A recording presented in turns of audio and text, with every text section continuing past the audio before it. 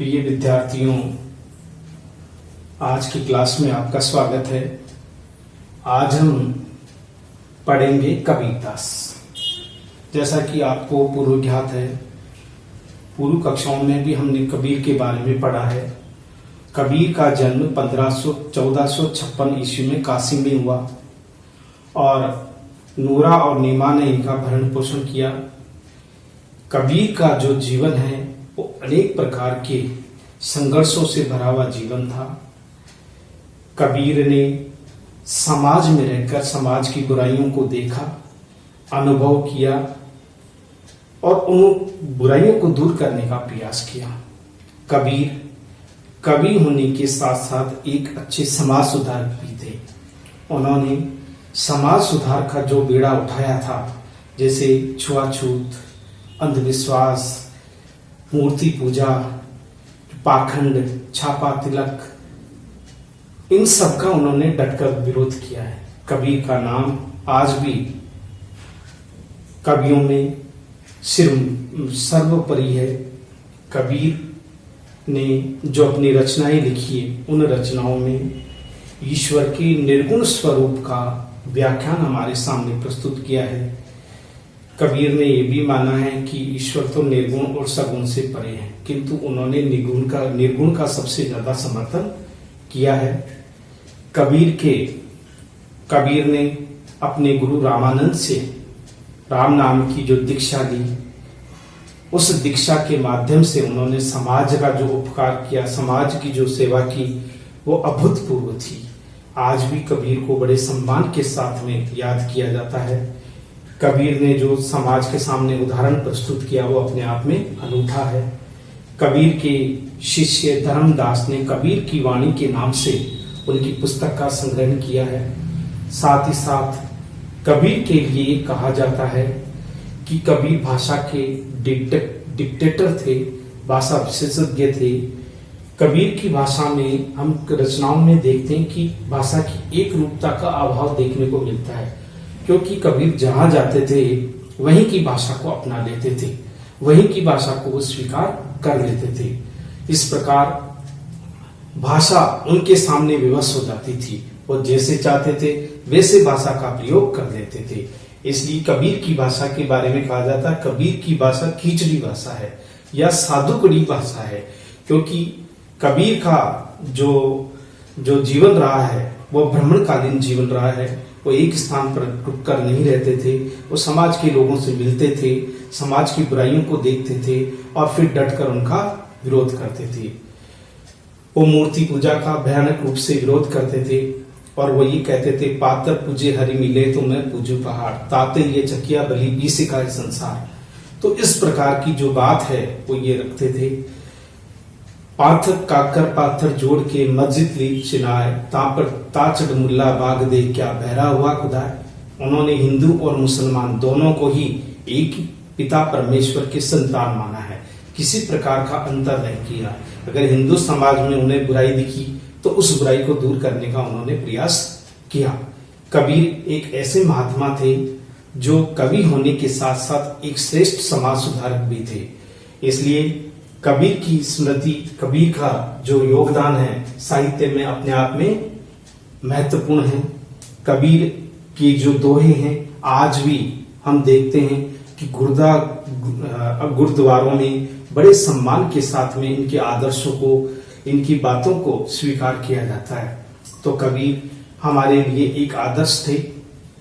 कबीर के जो पद हैं वो आज भी उस निर्गुण परमात्मा की सत्ता का एहसास करवाते हैं और ये बताते हैं कि कबीर ने जिस निर्गुण की कल्पना की थी वह सगुण से परे नहीं है, किंतु ये भी बताया गया है कि निर्गुण जो है वो परमात्मा का स्वरूप हमारे मन में ही विद्यमान है। हम अपनी मेहनत की गहराई में झांकेंगे तो देखेंगे कि वह परमात्मा का रूप हमारे अंदर समाया हुआ है। जिस तरह से फूल में खुशबू होती किंतु दिखाई नहीं देती, उसकी अनुभूति कराती है, तो ईश्वर अनुभव का विषय है। इस प्रकार उन्होंने ईश्वर को परमात्मा माना, परमात्मा को उन्होंने अपनी स्त्री, या हम ये कह सकते हैं कि एक स्त्री रूप में माना है और आत्मा को पुरुष रूप में माना है। तो आत्मा परमात्मा से मिलने के लिए सदैव व्याकुल रहती है। आत्मा और परमात्मा का एकीकार ही कबीर के जीवन का उद्देश्य है। परमात्मा सदैव आत्मा का साथ चाहती है। तो इसलिए आज हमारा जो पद है वो कबीर दास का पद है आपकी पाठ्य पुस्तक से, और वह है विरह को अंक। विरह को अंक काव्य से लिया गया है, जिसमें विरह वेदना की अभिव्यक्ति इन पद्यांशों में हुई है। कबीर ने इन पद्यों के माध्यम से, इन पद्यों के माध्यम से अपनी जो मनोस्थिति है, ईश्वर के बिना उनकी जो दयनीय दशा है, उसका उल्लेख उन्होंने किया है। जीवात्मा परमात्मा से मिलने के लिए सदैव व्याकुल रहती है और यही उपक्रम करती रहती है कि शायद उन्हें कोई मार्गदर्शित हो जाए, ईश्वर और परमात्मा के दर्शन हो जाए। इसी का उल्लेख इन दोहों में हम पढ़ेंगे। देखिए क्या है। पहला हमारा दोहा है कबीर के पद से, विरहणी उठे भी पड़े दर्शन कारणी राम, मुआ पीछे देहुगे सो दर्शन की ही काम। कबीर परमात्मा जीवात्मा परमात्मा से मिलने के लिए व्याकुल है, इसलिए इस पद में कहती है विरहणी, व्याकुल विरहणी जीवात्मा जो सदैव परमात्मा से मिलने के लिए व्याकुल रहती है, उठे भी पड़े, यानी उसकी इतनी शरीर जर्जर हो गया है, परमात्मा के बिना उसका शरीर इतना कमजोर हो गया है कि वो उठने का उपक्रम करती है, किंतु शरीर बहुत बिल्कुल जर्जर हो गया है। तो वह विरहणी उठ करके, जीवात्मा विरहणी रूपी जो जीवात्मा है, उठकर भी गिर पड़ती है, जमीन पर गिर पड़ती है, यानी उसमें उठने की क्षमता भी नहीं रही, क्योंकि परमात्मा का विरह उसके लिए कष्टदायी है और पीड़ादायी है। इसलिए विरहणी शरीर से पूरी तरह से जर्जर हो गई है, उठने का उपक्रम करती है, लेकिन वह गिर पड़ती है। दर्शन कारणी का राम, राम के दर्शनों के कारण ही वह व्याकुल हो जाती है, बेचैन हो उठती है, सदैव राम का दर्शन करना चाहती है। राम के दर्शनों के कारण विरहणी जो जीवात्मा है उठती है, फिर गिर पड़ती है, फिर उठती है, फिर गिर पड़ती है। किसके लिए? राम के दर्शनों के कारण। राम के वो शीघ्र ही दर्शन करना चाहती है, परमात्मा के वह दर्शन चाहती है। मुआ पीछे देहुगे सो दर्शनी की काम। आगे जीवात्मा कहती है कि हे परमात्मा, हे ईश्वर, मुआ, मुआ का मतलब होता मरने के पश्चात अगर आपके दर्शन भी होंगे, आप दर्शन भी देंगे पीछे यानी बाद में, तो वो दर्शन किसी भी काम के नहीं है। मैं इस संसार में जीवित हूं, तब अगर आप दर्शन दो तो किसी जीवन की सार्थकता है। अगर मरने के बाद में आप अगर दर्शन दोगे तो वो किसी काम के नहीं है। ये जो जीवात्मा जीते जी है, इस शरीर को जीते जी, इस पंच तत्व के जीते जी ही आप मुझे दर्शन दीजिए। मरने के पीछे या मरने के बाद में अगर आप दर्शन दोगे तो उन दर्शनों की कोई सार्थकता नहीं रहेगी, उनका कोई अर्थ नहीं रहेगा। ये पद्यांश इसमें दिखाया गया है कि किस तरह से विरहणी जो जीवात्मा है वो व्याकुल रहती है, उठने का प्रयास करती है, किंतु विरहणी उठ के बार बार गिर पड़ती है, केवल राम के दर्शनों के कारण। अगर मरने के पश्चात अगर ईश्वर के दर्शन होंगे तो वह दर्शन किसी काम के नहीं है। इसलिए हे परमात्मा, हे ईश्वर, आप हमें अगर दर्शन दोगे तो इससे बड़ी बात क्या होगी? हम जीते जी ही दर्शन दो, तभी जीवन की सार्थकता है, तभी मेरे जीवन का लक्ष्य पूर्ण हो सकता है। पहले पद्यांश में ये बताया गया है। अब हम पढ़ते हैं दूसरा पद्यांश। मुआ पीछे जिन्हें मिले कहे कबीरा राम, पात्र गांठा लो सब तब पारस को निकाम। कहते हैं कि हे ईश्वर, हे परमात्मा, जीवात्मा कह रही है, मुआ का मतलब होता है मरने के बाद में जिन्हें मिले, परमात्मा अगर मिलते हैं, कहे कबीरा राम, तो कहते हैं फिर किसने देखा है? मरने के पश्चात अगर कबीर दास जी कहते हैं कि अगर परमात्मा मिलते हैं तो कोई महत्व ही नहीं है, उसकी कोई उपयोगिता ही नहीं है। किसने जाना कि हमें परमात्मा की प्राप्ति हुई है? उसकी अभिव्यक्ति तो हम कर ही नहीं सकते। जीते जी अगर हमें परमात्मा की प्राप्ति हो तो हम उसकी अभिव्यक्ति या उसको हम बता सकते हैं कि हमें परमात्मा की प्राप्ति हुई है। मुआ पीछे जिनी ले, और जिन्हें मरने के पश्चात परमात्मा की प्राप्ति हुई है, कबीरदास जी कहते हैं कि क्या वास्तव में उन्हें प्राप्ति हुई है, हम कभी विश्वास भी नहीं कर सकते। कहे कबीरा राम, हे कबीरदास जी कहते हैं कि मरने के पश्चात तो हम कभी कल्पना ही नहीं कर सकते कि ईश्वर की प्राप्ति हो सकती है। वो किसी काम का नहीं है, वो दर्शन, इसकी उपयोगिता नहीं है, क्योंकि जीवात्मा तो उस समय रहती नहीं है। जीवात्मा तो स्वयं अपने आप ही परमात्मा के पास चली जाती है। जीते जी अगर कोई दर्शन होता है तो उसकी सार्थकता है। इसका उदाहरण कबीर ने इस तरह से दिया है, इसके पीछे, पाथर गाटा लो सब तब पारस को निकाम, यानी पारस पत्थर को लोहे पर घिसते घिसते, पारस पत्थर को घाटा यानी समाप्त होना, यानी कि पारस पत्थर को लोहे पे घसते घसते लोहा ही समाप्त हो गया, तब पारस को निकाम। और उसके बाद में अगर जब समाप्त हो गया लोहा, और उसके बाद में अगर पारस पत्थर मिले, तो जब लोहा तो रहा ही नहीं जिसके ऊपर हम सोना, लोहे यानी कि पारस पत्थर को रगड़ करके लोहे को भी सोना बनाते हैं, जब लोहा ही समाप्त हो गया तो उस पारस पत्थर का क्या काम, उसकी उपयोगिता तो अपने आप ही समाप्त हो गई। तो उपयोगिता तो तभी रहती जब लोहा भी रहता और पारस पत्थर भी रहता। पारस पत्थर को लोहे पे रगड़ते ही वो सोने, लोहे की चीज क्या हो जाती, सोने में परिवर्तित हो जाती।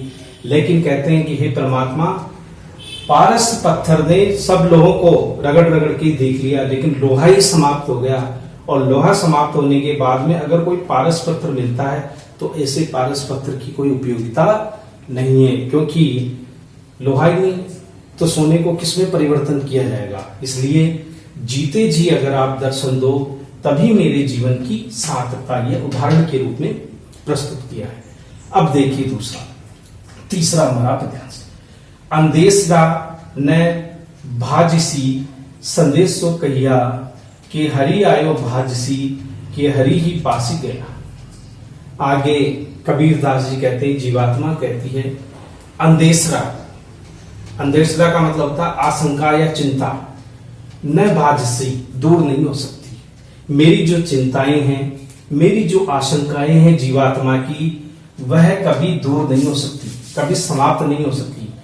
संदेशा कहिया, जब तक कि मुझे अपने प्रियतम का संदेश मुझे नहीं मिल जाता, मेरी आशंकाएं तब तक समाप्त नहीं हो सकती जब तक कि मुझे मेरे प्रियतम का कोई संदेश, कोई आकर मुझे कहेगा नहीं, तब तक मेरे इस जीवन की कोई सार्थकता नहीं है, कोई उपयोगिता नहीं है।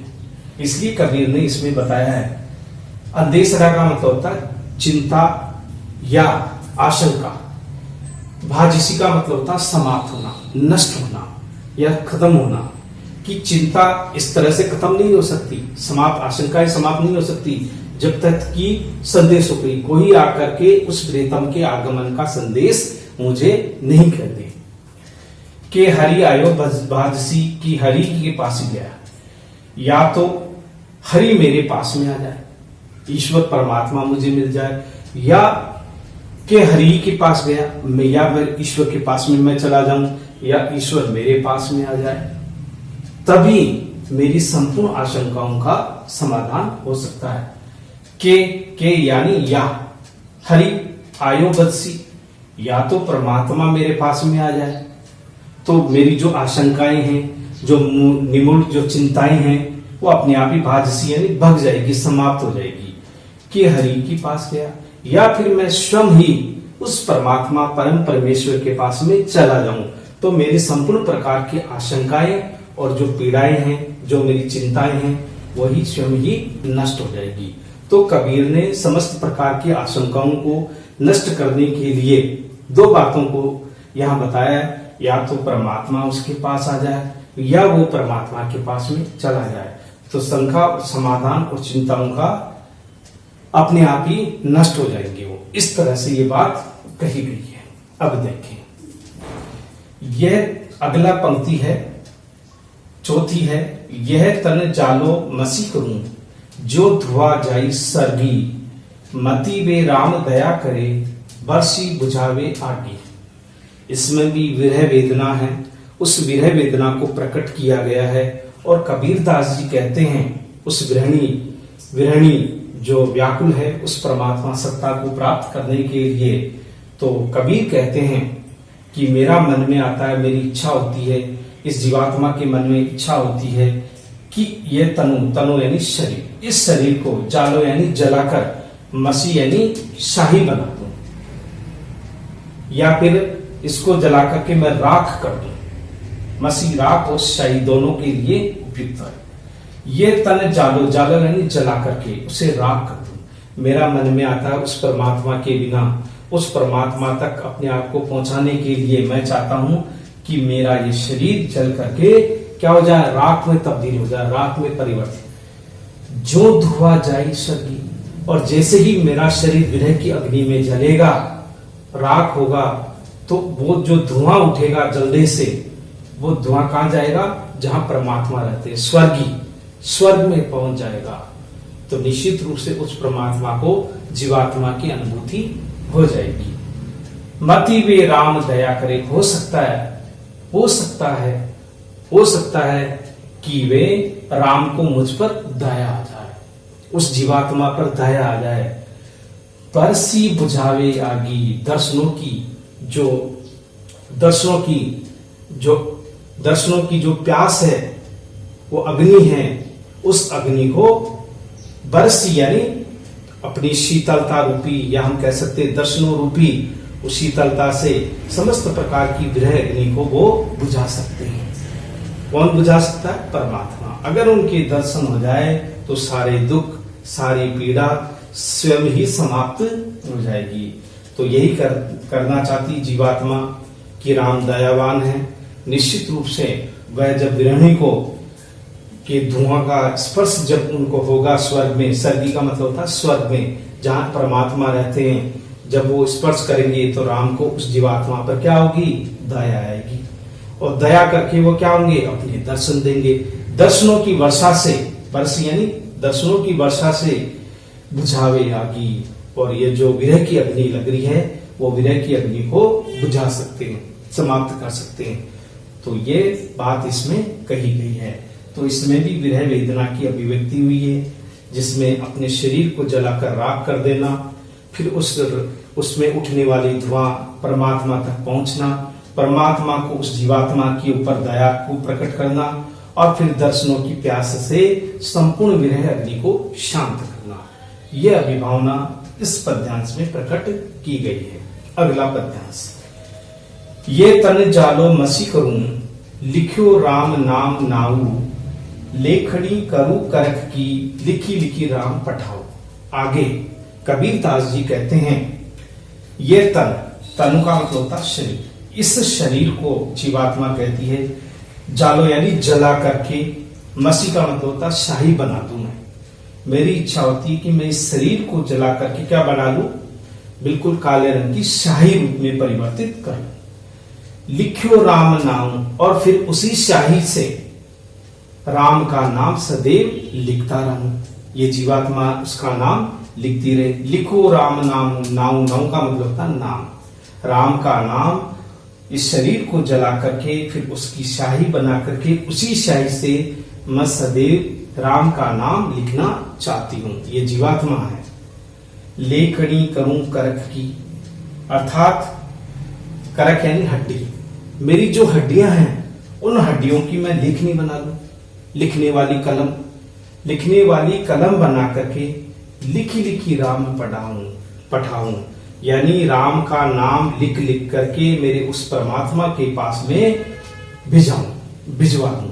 पठाऊं का मतलब होता है भेजना, अर्थात मैं इस शरीर को जलाकर शाही बना लूं और उसी शाही से राम का नाम लिखूं, यहां तक कि मैं इस मेरे शरीर की जो हड्डियां हैं उन हड्डियों की संपूर्ण रूप से लगे लेखनी बना लूं, और फिर उसी लेखनी से उसी शाही से राम लिख यानी लिख करके राम का नाम उनके पास में भिजा दूं।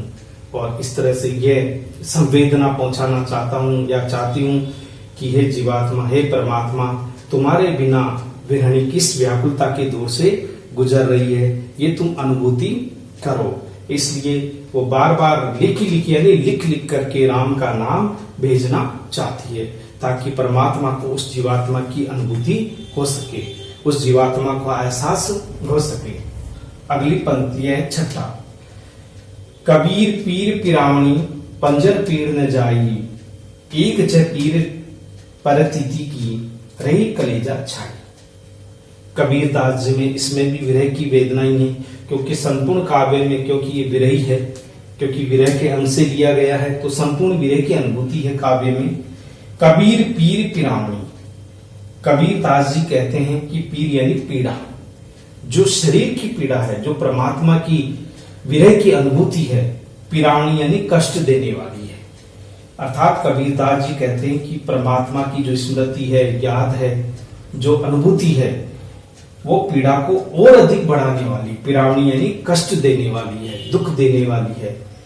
पंजर पीड़ न जाई, यानी पंजर यानी 5 तत्व से बना हुआ ये शरीर, हड्डी का जो ढांचा है, हड्डियों से बना हुआ शरीर, उसमें ये पीड़ा समाई नहीं जाती। पीड़ा की अनुभूति जो है वो अत्यधिक है, इसलिए इस हड्डी मांस के बने हुए शरीर में ये पीड़ा सही नहीं जाती, समा नहीं सकती, क्योंकि पीड़ा अनंत है। उस परमात्मा की, उस जीवात्मा, उस ईश्वर की, इस पंच तत्व के शरीर में ये पीड़ा समा नहीं पा रही। जीवात्मा तड़प रही है। क्या कहती है? एक ज पीर प्रति की, यानी ये जो पीड़ा है, प्रेम और प्रीति की पीड़ा है, प्रेम की अनुभूति की पीड़ा है, प्रेम के कष्ट की पीड़ा है।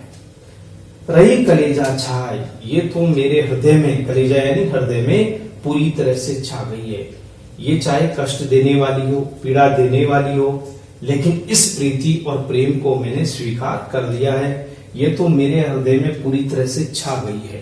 परमात्मा का नाम, परमात्मा की स्मृति, परमात्मा का स्मरण मेरे हृदय में पूरी तरह से छा गया है। चाहे वो पीड़ा कितनी ही कष्टदायी क्यों ना हो, वो मेरे हृदय में पूरी तरह से छा गया। परमात्मा का नाम, परमात्मा का स्मरण सदैव मेरे लिए स्मृतिदायक है, इसलिए मैंने उसे सहृदय स्वीकार कर लिया है। ठीक है। एक च पीर प्रति की, प्रतीति का मतलब होता प्रीति यानी प्रेम की, पीर यानी पीड़ा। रही कलेजा छाई, प्रेम और प्रीति की जो पीड़ा है वो संपूर्ण हृदय में या संपूर्ण कलेजे में पूरी तरह से छा गई है, और इस तरह से इस पीड़ा को छोड़ा नहीं जा सकता, भूला नहीं जा सकता। 7वां पद्यांश, चोट सताणी विरह की सब तन जर्जर होई, मारन हारा जानी है कि जी ही लागी जा साई। प्रिय विद्यार्थियों, अब तक पिछली कक्षाओं में हमने कबीर के दोहे पढ़े। कबीर के दोहे केवल 2 पंक्तियों के दोहों के रूप में उन्हें पढ़े। अब हम पद के रूप में कबीर के काव्य के संबंध में पढ़ेंगे। कबीर ने जो जीवात्मा या परमात्मा के बारे में जो हमें बताया है वह अपने आप में अनूठा है। कबीर की आस्था उस निर्गुण सत्ता के प्रति सदैव बनी रही है। कबीर उस सत्ता को कभी भूल नहीं सकते, इसलिए कबीर के मन में उस ईश्वर के प्रति, उस अज्ञात सत्ता के प्रति सदैव जिज्ञासा बनी रही है। तो इसी प्रकार का जो आत्मा और जीवात्मा का जो प्रेम है, उसी प्रेम संबंध को इस पद्यांश में कबीर के पद के माध्यम से कबीर ने बताया है कि किस तरह से आत्मा और परमात्मा के मिलन की उस सुखद क्षण में किस प्रकार की अनुभूति होती है। उसी अनुभूति का उन्होंने एक दार्शनिक रूप में उसके स्वरूप को हमारे सामने प्रस्तुत किया है। कबीर ने इन दोहों के माध्यम से रहस्यवादी भावना को भी उद्घाटित किया है और ये बताया है कि परमात्मा अज्ञात है, लेकिन परमात्मा की केवल अनुभूति की जा सकती है। ये जो आत्मा है वो परमात्मा के लिए सदैव व्याकुल रहती है। परमात्मा में मिलकर ही आत्मा की गति संभव है, और इसलिए कबीर ने अपने संपूर्ण दोहों में, संपूर्ण पदों में उस परमात्मा और अविनाशी स्वरूप का जो मिलन है उसका सुखद वर्णन किया है कि आज आत्मा और परमात्मा का एक शुभ विवाह होने जा रही। यहाँ कवि की अपनी कल्पना है। कबीर ने अपने काल्पनिक माध्यम से इन दोहों में उस परमात्मा सत्ता के बारे में बताया है कि किस तरह से पंच तत्व रूपी बाराती उस साक्ष्य बन करके, बाराती बन करके उस जीवात्मा को वरण करने के लिए इस संसार में आए हैं। तो यहाँ पर कबीर ने इस पद्यांश में उस अविनाशी पुरुष परमात्मा राम के बारे में, उनकी महिमा के बारे में बताया है। ये सौभाग्य उन्हें प्राप्त हुआ है कि आज जीवात्मा अपने परमात्मा को प्राप्त करके अपने संपूर्ण जीवन की अभिलाषाओं को पूर्ण करेगी। इसकी अभिव्यक्ति हम कबीर की इस दोहे में पढ़ेंगे। जैसे कि पूर्व में हमने दोहों के रूप में पढ़ा, अब हमारे थोड़े बड़े पद हैं। इन पदों में निश्चित रूप से कबीर की ये दार्शनिक रूप है, जिसमें कबीर ने उस रहस्यवादी सत्ता के बारे में, उस परमात्मा के बारे में हमें बताना चाहा है। इन दोहों में इसी भाव को व्यक्त किया गया है। पहला दोहा हमारा पद है कबीर के संबंध में। दुल्हनी गाओ मंगलाचार, हम घरी आए हो राजा राम भरतार। कबीर की जीवात्मा अपनी सखी जो दूसरी महिलाएं हैं या जीवात्माएं हैं, उनको संबोधित करते हुए कहते हैं कि हे दुल्हनी। दुल्हनी का मतलब गांव की ग्रामीण वस्तु स्त्रियों, जो विवाह के इस अवसर पर वो मंगलाचार गाने के लिए एकत्रित हुई है। तो तुम अपने स्वर में, अपने मधुर ध्वनि में उस परमात्मा के आगमन से, उस राम के आगमन के उपलक्ष्य में, क्योंकि आज आत्मा और परमात्मा का विवाह संपन्न होने जा रहा है, इस अवसर पे हे दुल्हनों, हे ग्रामीण स्त्रियों, हे जीवात्माओं, तुम आज इस अवसर पर मंगलाचार को गाओ, क्योंकि ये सौभाग्य हमें प्राप्त हुआ है। हम घरी आए हो राजा राम भरतार। इस संसार रूपी घर में आज स्वयं परमात्मा उस जीवात्मा का वरण करने के लिए पधारे हैं। भरतार यानी परमात्मा, प्रियतम, आज स्वयं उस जीवात्मा का वरण करने के लिए, उसका विवाह संपन्न करने के लिए ये इस मेरे घर में आज पधारे हैं। ये मेरा एक सौभाग्य है कि स्वयं मेरे प्रियतम, मेरे भरतार, मेरे स्वामी आज जीवात्मा को अपने साथ ले जाने के लिए आए हैं। ये हमारा सौभाग्य है, वो आज हमारे घर पधारे हैं। देखिए, तन रत करी मैं नर, मन रत करी हूं पंच तंत्र बराती। तन रथ यानी मैंने अपने शरीर को राम में बना लिया है। मेरे पूरे शरीर में उस जीवात्मा का, उस परमात्मा का स्वरूप ही समाया हुआ है। करी में रथ, मन, तन से, मन से मैं सदैव उस परमात्मा में खोई रहती हूं। उसमें डूरत यानी डूबी रहना, खोए रहना। करियू पंच तत्व बराती, मेरे राजा राम पंच तत्व रूपी बराती के साथ में आए हैं। किस तरह से पंच तत्व में कौन कौन सी चीज आती है? एक तो आती है पृथ्वी, जल, आकाश, वायु और तेज। ये सभी बराती रूपी में साक्ष्य बन करके आए हैं। मैंने तन से, मन से, सभी तरह से इस तत्व, पंच तत्व रूपी बराती का स्वागत कर रही हूं कि ये मेरा सौभाग्य है कि संसार में रहते हुए ही मुझे उस परमात्मा की प्राप्ति संभव हो सकी। अगली पंक्ति में, रामदेव मोरे पाहुने आए, मैं जोबन में रात माती। देखिए, रामदेव अर्थात राजा राम आज मेरे पाहुने यानी मेहमान बनकर आए हैं। आज मुझे बड़ा ही सौभाग्य प्राप्त हुआ है कि मेरे प्रियतम आज मेहमान बनकर के आए हैं, अतिथि बनकर के मेरे घर में पधारे हैं। मैं यौवन में माती, मेरा यौवन है वो प्रफुल्लित हो गया है। मैं अब मन में नहीं समा पा रही हूँ, मुझे खुशी का ठिकाना नहीं है। यौवन, मैं यौवन से परिपूर्ण हो गई हूँ अपने प्रियतम को देख करके। यौवन से मदवाती हो गई हूँ, अर्थात यौवन से परिपूर्ण हो गई हूँ। अर्थात आज मुझे सौभाग्य प्राप्त हुआ है कि मेरे प्रियतम, मेरे प्रिय श्री राजा राम आज मुझे वरण करने के लिए आए हैं।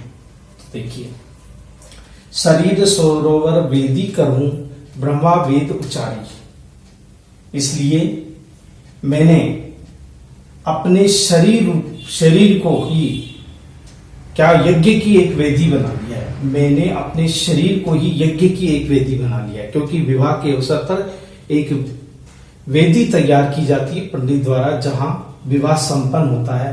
तो यहाँ पर स्वयं जीवात्मा कह रही है कि मैंने तो अपने संपूर्ण शरीर को ही वेदी का रूप धारण करवा दिया है, यज्ञ की एक वेदी तैयार। और इस अवसर पर देखिए हमारा सौभाग्य कितना बड़ा ही भाग्यशाली है। हम अपने आप को भाग्यशाली कहते हैं। जीवात्मा कहती है कि इस शुभ अवसर पर आत्मा और जीवात्मा का जब विवाह संपन्न हो रहा है, तो उस विवाह को संपन्न करवाने के लिए ब्रह्मा वेद उच्चारी स्वयं ब्रह्मा जी इसमें साक्ष्य रहेंगे और वेदों के उपचार के द्वारा या वेदों के उच्चारण के द्वारा उस विवाह को संपन्न कराएंगे। ये हमारा सौभाग्य है कि स्वयं पंडित के रूप में या पंडित जी के रूप में स्वयं ब्रह्मा जी वेदों का उच्चारण करके आत्मा और परमात्मा के मिलन के इस अवसर पर उपस्थित होंगे। ये बड़ा ही सौभाग्य है। अब देखिए, रामदेव संग भवरी लेहु धनी धनी भाग हमारे। आगे कबीर कहते हैं कि भगवान श्री राम के साथ में भवरी का मतलब भावरी लेहु, भावरी का मतलब था फेरे लेना। 7 फेरे लूंगी, संसार को मैं साक्ष्य बनाऊंगी, सभी उस समय उपस्थित होंगे। तो मैं अपने रामदेव यानी राजा राम के साथ में 7 फेरे लूंगी, जो विवाह के संपन्न होने वाली सभी प्रकार की रीति रिवाजों को वहां संपन्न किया जाएगा। अर्थात विवाह संबंध में गठजोड़ में हम बन जाएंगे। भावरी यानी फेरे लेना। धनी धनी भाग्य हमारे, हम अपने भाग्य को सराह रहे हैं। हमारा बड़ा ही सौभाग्य है कि हमें राजा राम की प्राप्ति हुई है। हम तो अपने भाग्य को बहुत धन्य धन्य मानते हैं कि उस सौभाग्यशाली परमात्मा की हमें प्राप्ति हुई है। आज इस अवसर पर फेरे होंगे आत्मा और जीवात्मा के, ये हमारा लिए बड़ा ही सौभाग्य रहा है। सुर 33 कोटिक आए मुनिवर सहस 88। अगली पंक्ति में कबीर कहते हैं कि इस जीवात्मा और परमात्मा को विवाह को संपन्न करवाने के लिए 33 करोड़ देवी देवताएं को 33 करोड़ देवी देवता, सूर्य यानी देवता, 33 करोड़ कौतिक का मतलब होता है अवसर या उत्सव। इस उत्सव में 33 करोड़ देवी देवता भी उपस्थित हुए। 33 कोटि होना चाहिए और कौतिक का मतलब होता है उत्सव। इस उत्सव में 33 करोड़ देवी देवता भी इस विवाह को संपन्न कराने के लिए आए हैं। यह हमारा सौभाग्य है। मुनिवर सहस 88 और 88,000, सहस का मतलब होता है हजार, 88,000 मुनि भी इस विवाह के अवसर पर पधारे, साक्ष्य बने। और आज बड़ा ही सौभाग्य है कि सभी देवी देवता, 33 करोड़ देवी देवता और मुनिवर 88,000 मुनि इस विवाह को संपन्न करवाने के लिए साक्षी के रूप में उपस्थित हुए हैं। अब अंतिम पंक्ति में देखिए, कहे कबीर हम ब्याह चले हैं पुरुष एक अविनाशी। अर्थात कबीरदास जी कहते हैं कि हम जीवात्मा आज परमात्मा, उस अविनाशी परमात्मा का वर्ण करके इस संसार से सदैव नाता तोड़ करके, संसार से उस संबंध को छोड़ करके उस अविनाशी सत्ता के साथ जीवात्मा जा रही है। अर्थात उससे आज पूर्ण परमात्मा की प्राप्ति हो गई है, क्योंकि ब्याह हो गया। जैसे ब्याह हो गया यानी विवाह संपन्न हो गया, तो जीवात्मा अंत में किसके साथ चली जाएगी? परमात्मा के साथ में, जैसे कि विवाह में होता है। तो उसी तरह से कबीरदास जी कहते हैं आज जीवात्मा का विवाह परमात्मा से हो चला है। पुरुष एक अविनाशी, वो पुरुष अविनाशी है, अनित्य है, नश्वर है, अनश्वर है, अनश्वर है, वो अनाम है, अरूप है। ये सारी विशेषताएं उस परमात्मा की है जिसका वर्णन उस जीवात्मा ने किया है। तो इस प्रकार इस संपूर्ण पद्यांश में कबीर ने उस रहस्यवादी सत्ता का रूप का उल्लेख किया, तथा ये भी हम ये नहीं कह सकते कि कबीर ने बहुदेववाद को समर्थन किया है। ये ऐसा नहीं है। कबीर हमेशा ईश्वर को एक मानता है, लेकिन साक्ष्य के रूप में अनेक देवी देवताओं की वो चर्चा की है, क्योंकि कबीर एकेश्वरवाद में विश्वास करते हैं। यहाँ पर बहुत देवी देवता 33 करोड़ देवी देवताओं के बारे में उल्लेख किया है। इसका मतलब ये नहीं है कि कबीर ने वहां बहुत देववाद का समर्थन किया है, इसलिए केवल एक साक्ष्य के रूप में, एक उदाहरण के रूप में इसको प्रस्तुत किया है। ये एक रहस्यवादी, एक अज्ञात सत्ता के प्रति उस प्रेम संबंध को बताने वाली रचना है। उस परमात्मा और परम परमेश्वर के बारे में बताया गया है। अब हमारा जो दूसरा पद्यांश है कबीर के पद से, जिसमें जो जीवात्मा है वो संसार की मोह माया में लिप्त रहती है, जीवन में कभी भी उस परमात्मा की अनुभूति नहीं हो पाती।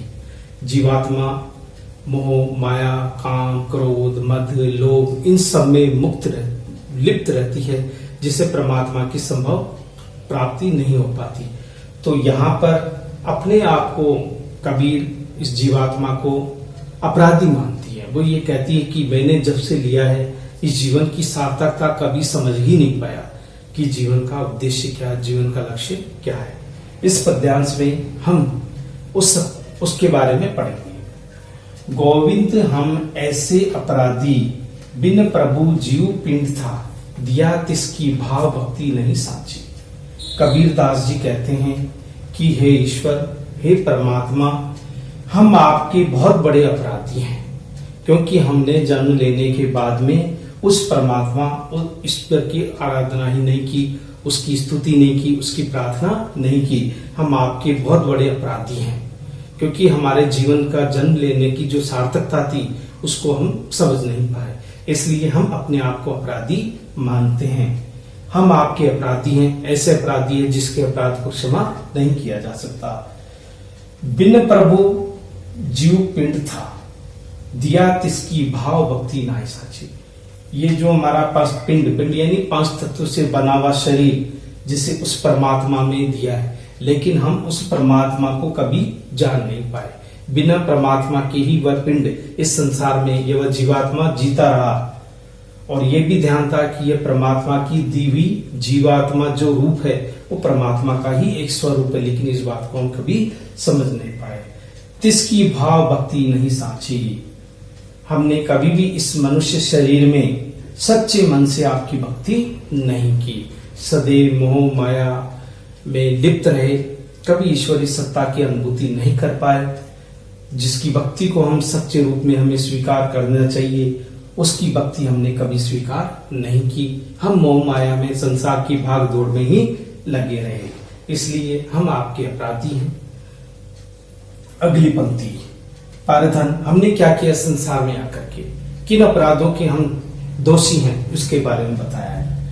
पारधन, दूसरे का धन, दूसरे के धन को हड़प लेना, दूसरे की परतन, दूसरों को गुलाम बना लेना, दूसरों के शरीर के ऊपर अपना अधिकार जमा देना, दूसरे के शारीरिक शोषण को बढ़ावा देना, परतीय, दूसरों की स्त्री के ऊपर क्या करना, नजर रखना, दूसरों की स्त्री के प्रति लगाव रखना, निंदा पर अपवाद, बिना किसी कारण के दूसरे व्यक्ति की निंदा करना, अपवादों में घिरे रहना, वाद विवाद करना, ऐसी जो बुरी आदतें हैं वो नहीं छूटती। ये सांसारिक बुराइयां हैं जिनसे कभी मुक्ति नहीं मिल सकती।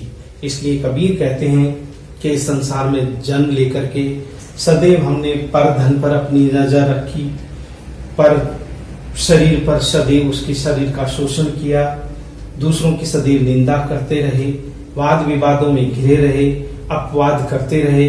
इन अपराधों से अभी हम कभी मुक्त नहीं हुए, क्योंकि हमारे पास में ईश्वर भक्ति करने का समय ही नहीं था। हम तो केवल अपवादों में ही घिरे रहे, अपवाद ही करते रहे, इन अपवादों से कभी भी नहीं छूटे। ये संसारिकता है जिनसे हमें कभी मुक्ति नहीं मिली।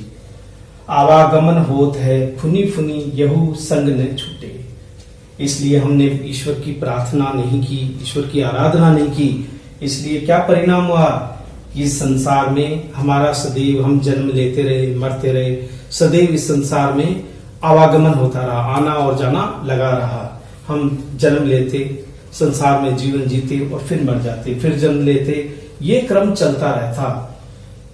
फुनी फुनी यानी बार बार, फिर भी पर संग न छूटे। किंतु ये जो बुराइयां हैं, जो बुराइयां हैं, वो बुराइयां हमारा साथ नहीं छोड़ पा रही। हम बुराइयों से पूरी तरह से ग्रसित हो गए हैं, इसलिए हम सांसारिक हो गए हैं। हमारा जन्म बार बार होता है, हम जन्म लेते हैं और मोह माया में लिप्त होकर के फिर मर जाते हैं, फिर ये क्रम चलता रहता है। लेकिन ईश्वर का साथ कभी नहीं, ईश्वर का साथ कभी नहीं था हमारे साथ में, ईश्वर विहीन थे हम। इसलिए हम क्या रहे, जन्म लेते रहे, मरते रहे, ये क्रम आवागमन में ही लिप्त रहे। मोक्ष की प्राप्ति कभी हमें नहीं हो सकी। अब जिय गर कथा होत हरि संतन इक निमस न कीनी न फेरा। आगे कबीर कहते हैं कि जिस घर में ईश्वर की कथा हो रही थी या होती रहती थी, वहां हम नजर भर की मुंह भर के भी नहीं देखते थे। वहां जाकर के उस ईश्वर भजन में अपनी जो अनुभूति है वो प्रकट करना या बताना, वो हम कभी नहीं करते थे। उल्टा ईश्वर की भक्ति से अपने आप को अलग कर लेते थे, आंख फेर लेते थे। निमिष न कीनी में फेरा, अर्थात निमिष यानी आंखों से कभी उस ईश्वर की सत्ता की अनुभूति नहीं की, कभी भजनों को नहीं देखा। ईश्वर की अनुभूति, जिस घर में ईश्वर की नाम स्मरण होता है, वहां घर जाकर भी हमने नहीं देखा, उल्टा मुंह फेर देते थे हम। कहने का मतलब ईश्वर की भक्ति के प्रति हमारा लगाव नहीं रहता था। जहां संतों की इकट्ठी भक्ति होती थी, ईश्वर का विधान होता था, ईश्वर का गुणगान होता था, वहां जाकर के हम एक नजर भर के भी नहीं देखते थे, उल्टा मुंह फेर लेते थे, चले जाते थे, क्योंकि उसकी रुचि हमें उस समय नहीं थी। अगली पंक्ति, लंपट चोर धूत मतवारे जिन संगी सदा बसेरा। ये जीवात्मा, ये हमारी अज्ञानता थी। हे परमात्मा, हे ईश्वर, हे परम परमेश्वर, हम क्या थे? चोर, लंपट, धोखेबाज, लूट मार करने वाला, धोखेबाज, चोर, धूत यानी धूत का मतलब होता है धोखेबाज, छल कपट करने वाला, छल करने वाला, मतवारे यानी घमंड रखने वाला, अपने धन वैभव का घमंड करने वाला। इन लोगों के सदैव हमारा समय व्यतीत होता था, वही दिन रात हमारा बीतता था। हम ईश्वर की आराधना के लिए हमारे पास में अवकाश ही नहीं था। हम तो चोर, धूर्त और मक्कार लोगों के साथ में ही सदैव रहते थे। वहीं मेरा उठना और बैठना होता रहता था, वहीं सुबह और सवेरा होता था, क्योंकि हमने ईश्वर की आराधना, ईश्वर की भक्ति के बारे में अभी तक कुछ भी नहीं जाना था कि ईश्वर की भक्ति क्या होती है। हम तो चोर, डकैत और उच्चकों के साथ अपना समय व्यतीत करते थे, उनके साथ रहते थे, उनके साथ ही सुबह और शाम होती थी। इसी तरह से हमारा जीवन चलता रहता था। दया, धर्म और गुरु की सेवा ए सपनु तारी नहीं।